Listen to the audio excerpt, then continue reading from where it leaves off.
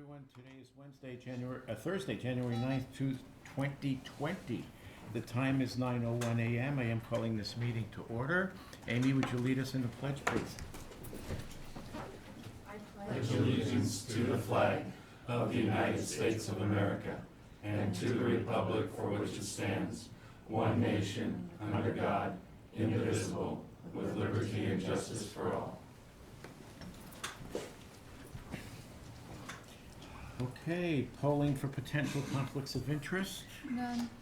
Hearing none. Attending are Commissioners Duncan, Brooks, and Filios.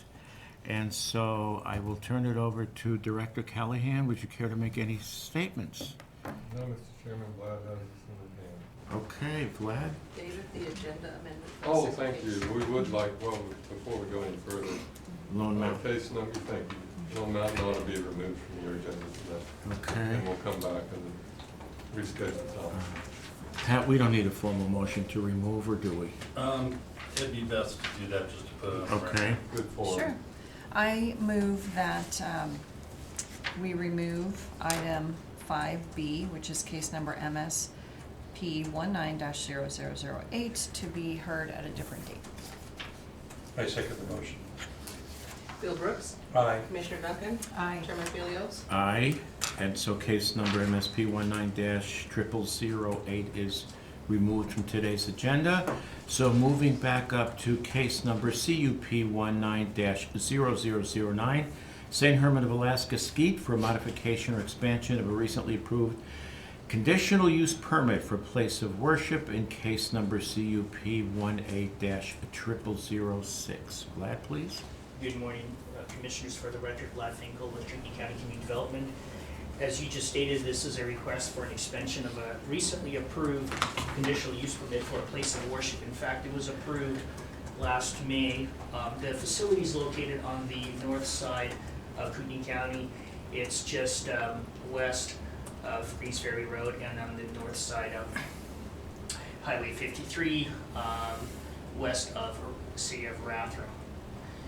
The original request consisted of one parcel totaling 22 acres in size, and what the applicant had requested is to expand it to cover two additional parcels, one to the east and one to the northeast, adding 64 acres. And that's because the original donor who gave them the 22-acre parcel has decided to donate two more parcels for the benefit of the monastery. The two additional parcels of land are similar in topography with, it's been logged for historically, but there is a significant amount of vegetation on site. It's fairly flat for the most part, and it would be fairly simple to develop it to the full potential that they're requesting. As I stated, the overall acreage would be 86 acres with the additional 64 acres. The access to the subject parcel or the project area would be the same. It would be an existing access approach off of Highway 53 that's serving an existing residence on site. The request is now split zone between agricultural, suburban, and rural zone. There's a small portion on the north side across section line, which both zones do allow for that type of use through a conditional use process. The overall, the comp plan designation is country for the entire project area, and that hasn't changed from the original request. The original compound is going to remain on the 22-acre parcel that was approved in May of last year, and that wouldn't change. The only change that the applicant is requesting, in addition to acreage, is the use of the proposed cemetery. The original cemetery was supposed to be solely for the monks. However, with this request, they're asking for the burial of the church members. It's not going to be open to the public. It's not going to have the same impact of vehicular traffic. It's going to be just the additional number of church members that they have over a course of time that pass away. The maximum allowed number of individuals at any given time will remain as previously approved, which is maximum of 75 individuals. And that's going to be on a rare occasion. Primarily, the use will be done by up to, I think, 4 to 6 monks and a handful of nuns. So there's going to be very few people. But on a rare occasion, they would have up to as many as 75 folks, including the monks and the church members. This is a schematic of the main building that you saw last spring. None of the previously requested and approved buildings have been modified or changed for that matter. These are the photos of the subject site and the adjoining 2 parcels that the applicant wishes to add. We solicited comments from the same agencies as with the original request. The only difference in this case is because the property is over the Rathdrum Prairie Aquifer, originally staff had concerns that the 22 acres with a maximum density of 1 dwelling per 5 acres could be somewhat of a concern or a hindrance in the future for development. But because the applicant is adding 64 acres, we feel that that concern is no longer an issue because they have a lot more acreage to utilize for the benefit of any sanitary facilities that they may be proposing. Hold on, go ahead and Hold stop. on. Right. Actually, the line is, but okay, we're back on. I can continue or start? Yes, you can.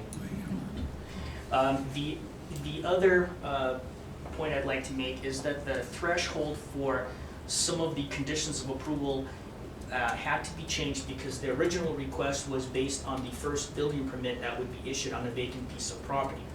Because there's an existing residence on the one adjoining parcel that's going to be part of this overall request, we felt that that wasn't relevant or feasible. So what we had to do is we had to set a timeline for instance, for the approval of an existing approach permit through ITD. In discussion with Rand Wickman, the applicant's representative, we agreed that 90 days would be sufficient amount of time for them to submit the necessary paperwork to ITD and receive that permit. We also request that the condition for establishment of use, as you know, the code requires that you establish a use within 2 years of the approval, whether you seek a building permit or you establish use. In this case, because you have an existing residence, we have modified the condition of approval to state that upon approval of this request, the use is deemed established. In fact, there is a handful of nuns that use that residence at this time for living conditions and also for their worship needs. During the public comment period, we received no comments. However, we had one individual that showed up to the December 19th hearing before the hearing examiner. He did voice some concerns, not with the expansion, but with the overall use, which was approved as of last spring. So some of the comments we believe were not relevant to the expansion. The hearing examiner, as I stated, heard the request on December 19th and subsequently recommended approval. Okay. And I stand for any questions that you have. Any questions for Vlad? Nope. None? Okay, so we're in deliberations, right? I guess if there are no questions, is there a motion? Yeah, I'm good with this. I move that we approve case number CUP 19-0009 and with the conditions established by the hearing examiner. I second the motion. Bill Brooks, Aye. Commissioner Duncan. Aye. Chairman Philios. Aye.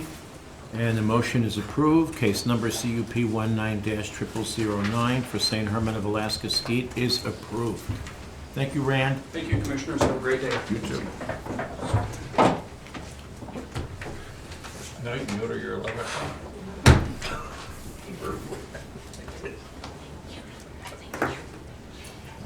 Okay. Close that one out for me, so I can come up with that when we get to it. Thank you.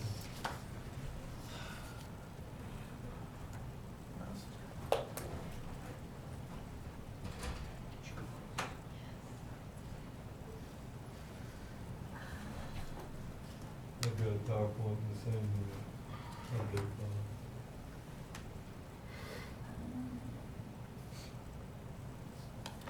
Yeah, community update. Is it this one? No, Yeah, we'll Warren, wait till you yeah. pull it up, yeah. go to Go up community to the folder. update. Hold There. on. There you go, that one. Sorry. It's okay. I don't actually need it, it's the next item, the different one. We can wait. Yeah. Okay. Okay.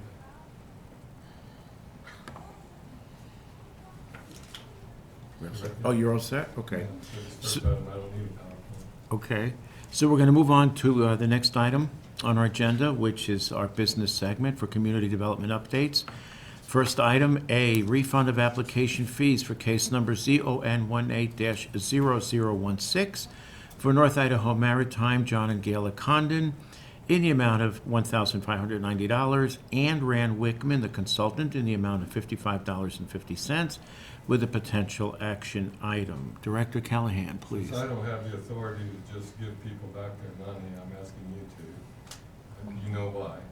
I think the only thing I can add is that while there certainly has been expense on the applicant and way beyond this, that's all, as near as we can tell, useful, with some few exceptions, for the special notice, which is yet to come.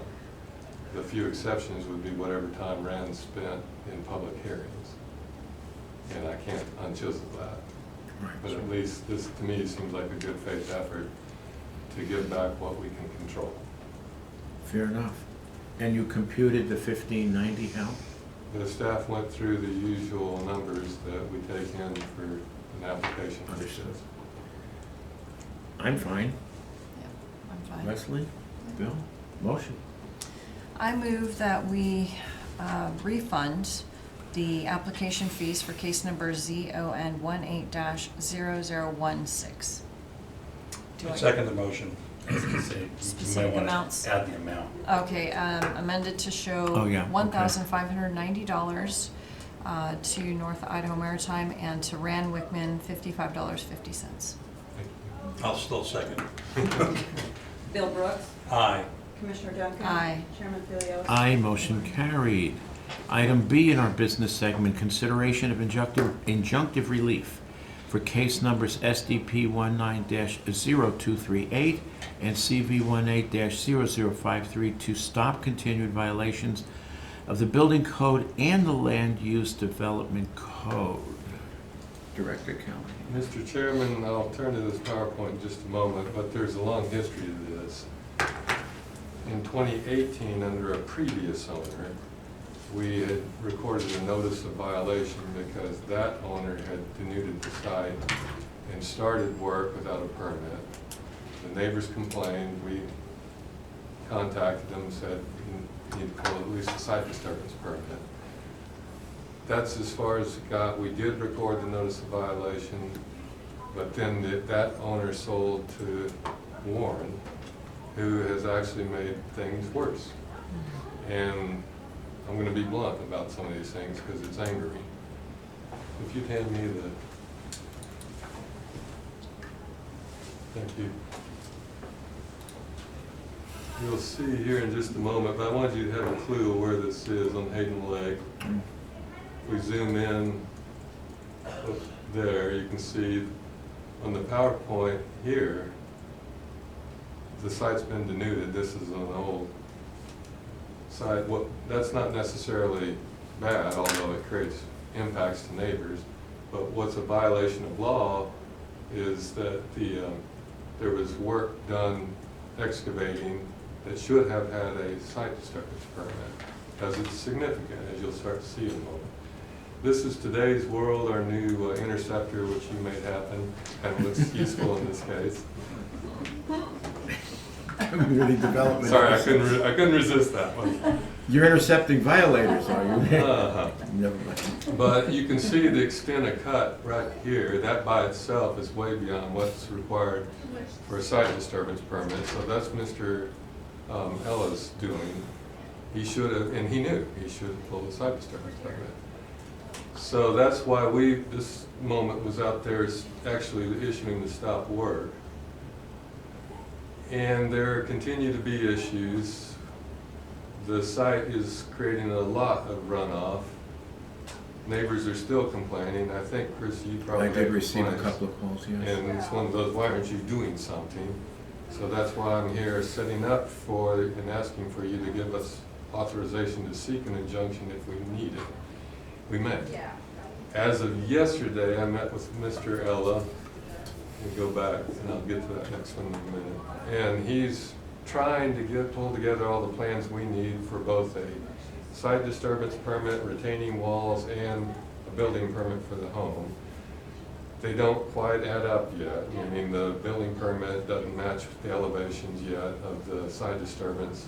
The various engineers and architects aren't talking with each other yet. That's part of the reason I want an injunction, is because while Mr. Ella yesterday seemed to understand that this is serious business and I'm seeking an injunction, he still wants me to authorize as of today, and my staff's working out on an agreement that we may sign, that has yet to look over, that would allow him to temporarily exceed the stop work so that he can remove a lot of the saturated soil that's running off, which is helpful for us, but also so he can prepare for his building permit before we get into the really nasty part of winter. I understand that. I'm trying to be helpful, but I'm also trying to protect the county. So that's why I'm waiting to see how this possible agreement works out.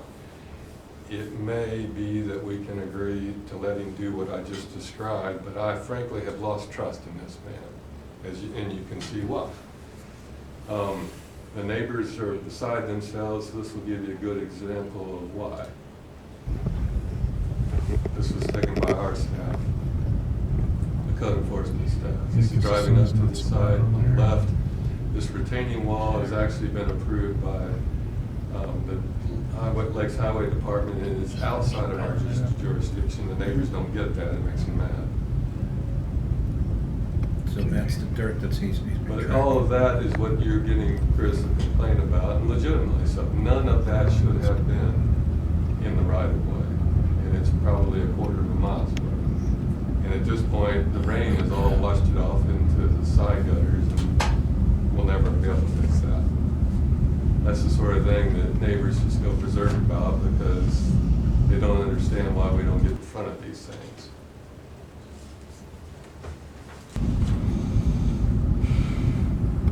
How do you get in front of something until it's happened? Well, that's the problem. We don't have staff out there looking at everything in Precisely. 1,300 square miles of the county. And we do notice it's a violation. We expect people to do the right thing, and then we get neighbors call us and they have it. But that again is why I'm just up to here. I'd like your authorization to seek an injunction if we need it. Okay. Can you be specific? What happens with an injunction? Pat can. Okay, go right ahead. Basically, it's a court order To stop. saying to either, stop work, maintain the property in its current condition, whatever I asked for that the court's willing to order. And, basically just keeps the status quo in place until we can get what we need to issue Authorized the permits. correct permits, But to me, the very useful distinction of the court's injunction is that the judge can decide if this person violates it, that we're going to take action. Mhm. Whereas he's already violated my stop work, and there's nothing I can do. Accept this. Yes. What is his excuse? If he knows he has to have all these permits, why does he just keep working? Impunity. I'm sorry to be blunt, but these No, things I call know. for That it. is to say, he feels you can't do anything to him? He hasn't said it that way, but that is obviously the circumstance. Yesterday, when we met with him, he was agreeable. He's trying to pull things together. But I have to tell you, it is galling that he's waited to this point to start to pull things together. He's known about this since the moment he bought the property from the previous owner who had a notice of violation. And- In the title records, that shows up in title. And when was that? I don't know, do you? It's been 2 years. So it's not So like it's some last time week or ago. something? Right. No, no. Okay. Okay. I'm Yeah, fine with another advantage of getting an injunction is if he violates the court's injunction, then I can prosecute him for contempt, which carries potential jail time. That tends to get people's attention. Okay. And you're not gonna go forward with it unless you need to. Right. I mean, it's conceivable at the moment, John's all over this, he spent a lot of time on it. And so is the other staff. Laura's looking at the site disturbance permit right now. It's conceivable the moon and stars that come together, we won't need it. But again, it's galling to me that the staffs have to stop everything else they're doing, deal just with this, in order to help a man out that's created his own nightmare for him and for us. So it's taking an And that- inordinate amount of time. First of all. Secondly, the other thing I've glossed over, right, and you should know, in a situation like this, you back up in your mind where you saw those huge cuts, people can die on site, and do. And I have seen it in other states, where a site like that caves in while the construction crew's out there. It hits the national news, it gets everyone's attention, and that you can't ever undo that. So to me, that by itself warrants the injunction. I have no problem with I don't either. right away. Okay. Do we have a motion? I move that we allow staff to go after an injunctive relief for case number SDP 19-0238 and CV 18-0053 if necessary. Thank you. I second the motion. Bill Brooks, Aye. Commissioner Duncan. Aye. Chairman Rios. Aye, and the motion is carried for the consideration of injunctive relief. At this point, I need to exit the meeting for a prior appointment. Commissioner Pro Temp Duncan will assume the chairmanship. Okay, All right. see you later, guys. All right, so we're up to item C, community development fee schedule update. Thank you, Commissioners. This item is my fault for not catching when we last came back to you with the fee update based on Omnibus 3, that I need $260 to be established to allow that subdivision exemption process that I can approve, and which was part of Omnibus 3. The other thing that's going on here is that the staff's done enough cottage industry reviews to know that we're spending more than $105 of staff time. We think it's comparable to the new subdivision exemption process, and so we'd like to ask you for authorization to come back at another meeting where Pat would do the new fee schedule like we've done before with these two items. I would do a fee schedule amendment like Thank you. as we did last time. Okay, and So- then we'll be up to date or Yes. until we find the next? Until with the next round of changes, but I also have the staff working on and have worked on for some time, analysis of everything we do. At some point, we'll be coming back with that data if these numbers are just off. Okay. Okay. But this more accurately reflects the cost of the county. Yes, sir.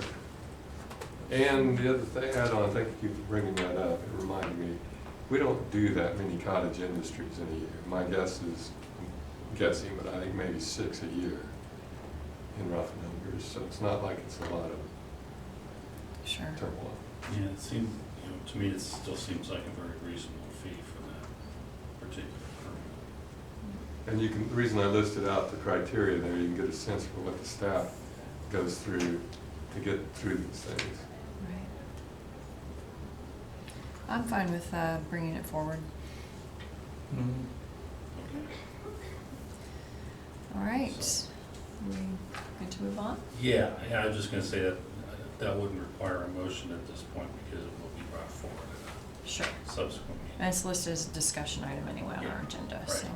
All right, building permit activity comparison, 2018 to 2019. I just wanted you to have a sense that we're busier this year than we were last year, and last year, as far as I know, is the busiest we've ever been. The easy takeaway is if you look at the things that we spend the most time on, this is the line for residential building permits. You can see where that number is. And then similarly, the corollary, direct corollary, is site disturbance permits track residential permits. You can see where that is. I am grateful for the authorization you gave for our temporary and long-term plan review person. We have hired a temporary. That person's working it out. As soon as we can, we'll bring her out here to introduce you. And then we are working on, we think we might have an applicant for the plan review position. That helps with this. But I have to tell you, the entire staff is just full bore all the time. I'll be interested to see where you land on whatever the county does to increase space, because I don't have a single spot left for staff, and we're gonna need some people at some point. Right. What is MEC? I'm sorry. What are you looking at? Mechanical. MEC? Or mechanical. Okay, but what does it stand for? Oh, HVAC, heating, venting, air Okay, those- conditioning. I mean, okay. Yeah. So we're busy. Well, and the mechanical's not fair, because we gave it up during the location permit process. In so- 2018. Yeah, Right. so taking it back over, that would make sense that, But I guess the other way to look at it is if we hadn't have had the LOC, we'd had that many sure, mechanical back in the. right, but they just kind of overlap. Yeah, each this other. is a big jump because of that reason. Yeah. Right. So, no, I'm not in disagreement that your staff is overworked at all. So, Thanks for listening. mhm. All right, public comment? Hearing none, 9:28, and this meeting's adjourned. Thank you.